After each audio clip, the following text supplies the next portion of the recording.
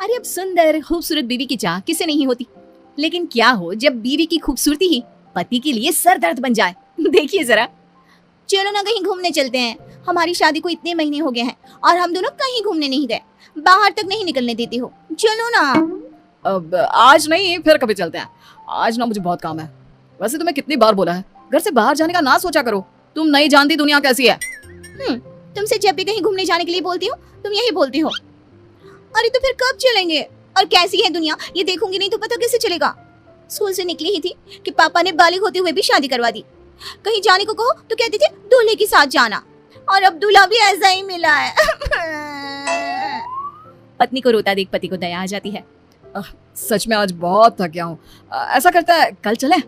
ठीक है, लेकिन कल के बाद कोई बहाना नहीं, समझे ना।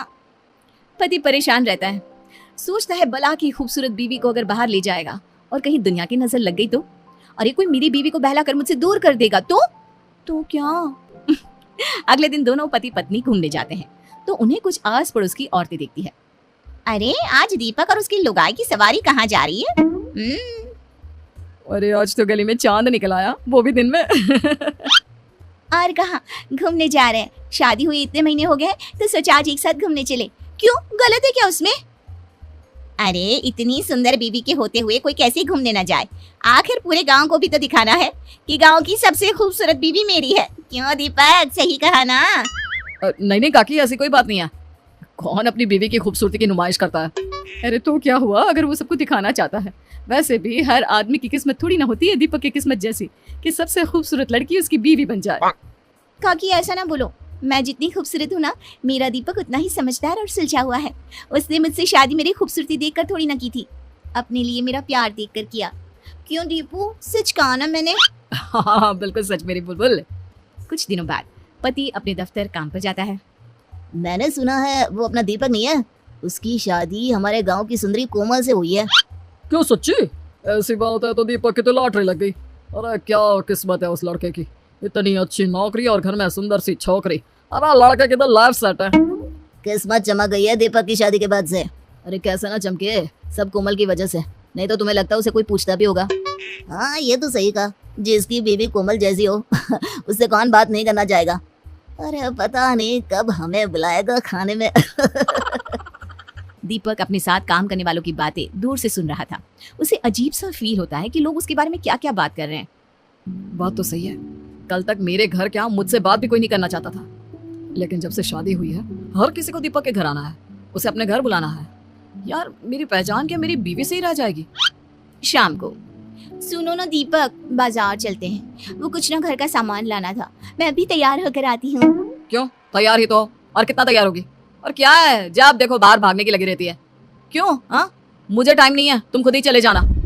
दीपक का रवैया अब तो बीवी के लिए इतना गंदा हो जाता है कि उसकी बीवी परेशान सी रहने लगती है। कुछ दिनों बाद, सुनो दीपक, मेरी माँ बहुत बीमार है।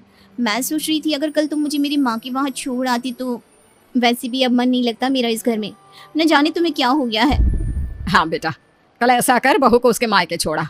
आजकल बहू काफी गुमसुम सी रहने लगी है, बच्ची ही तो है और तू भी तो वक्त नहीं देता। लेकिन माँ मुझे काम है, मुझे दफ्तर भी जाना है, और क्या जरूरत है वहां जाने की? क्या तेरा काम बहू से ज्यादा जरूरी है? क्या हो गया है बेटा, क्यों तू ऐसा हो गया है? तू तो ऐसा नहीं था, कितना खुश था बहू से शादी करने के लिए, अब क्या हो गया? हाँ दीपक, मैं कुछ दिनों से देख रही हूँ तुम कुछ अजीब सा बर्ताव कर रहे हो। क्या हुआ? मुझसे कोई गलती हुई है जिसका तुम्हें बुरा लगा है? अरे मुझे क्या हो गया, और मैं कौन सा जरूरी हूँ कि मुझे कुछ हो और उसका किसी पर असर पड़े? कोई बात नहीं है, मुझे बस टाइम नहीं है, तुम खुद ही अपने मायके चली जाओ। और अब मैं इस बारे में किसी से बात नहीं करना चाहता। पता नहीं क्या हो गया है इस लड़के को, पहले तो ये ऐसा नहीं करता था। वही तो माँ जी, मुझे भी समझ में नहीं आ रहा कि ये ऐसे क्यों बात कर रहे हैं। पहले तो कभी ये इतनी छोटी छोटी बातों पर गुस्सा नहीं करते थे। अगले दिन बीवी अपने मायके के लिए निकल रही होती है कि वो पति से मिलने उसके दफ्तर जाती है। पता नहीं शायद ऑफिस में कोई प्रॉब्लम हो। माँ से मिलने तो जा रही हूँ, लेकिन एक बार इन्हें बता देती हूँ, कल से तो बात भी नहीं की है इन्होंने। बीवी जैसे ही ऑफिस में जाती है सभी उसे देखने लगते हैं। तभी वो पति के कैबिन में जाती है जहाँ, अब तुझे क्या हो गया, तू अपनी बीवी से बात क्यों नहीं कर रहा? भला कोई अपनी इतनी सुंदर बीवी से नाराज रह सकता है क्या? वही तो, तू हमें बता, जो भी बात है हम तेरी मदद करेंगे। अरे क्या मदद करोगे जब परेशानी की जड़ ही मेरी बीवी है? ये सुनकर बीवी के पैर के नीचे से जमीन खिसक जाती है। लेकिन वो कैसे? तेरी बीवी तो सुंदर है और तुझसे बहुत प्यार भी करती है, तो परेशानी कैसी? उसकी खूबसूरती ही तो परेशानी है। मैं जब भी उसके साथ कहीं जाता हूँ ना, तो लोग मुझे ऐसे देखते हैं जैसे पता नहीं क्या देख लिया हो।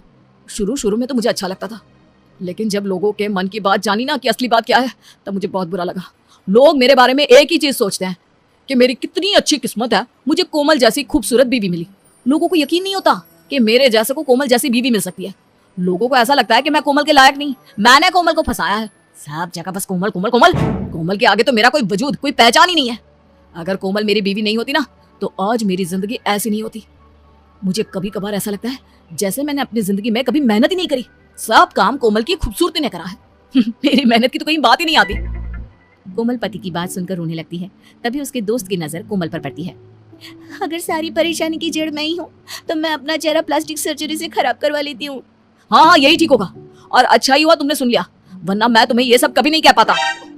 कोमल वहां से जाने लगता है कि रुकिए भाभी, कैसी बात कर रही हैं आप? सभी दोस्त मिलकर पति को समझाते हैं और फिर मुझे माफ कर दो। पति के लिए पत्नी की तारीफ और पत्नी के लिए पति की तारीफ ही असली सफलता है। मुझे माफ कर दो।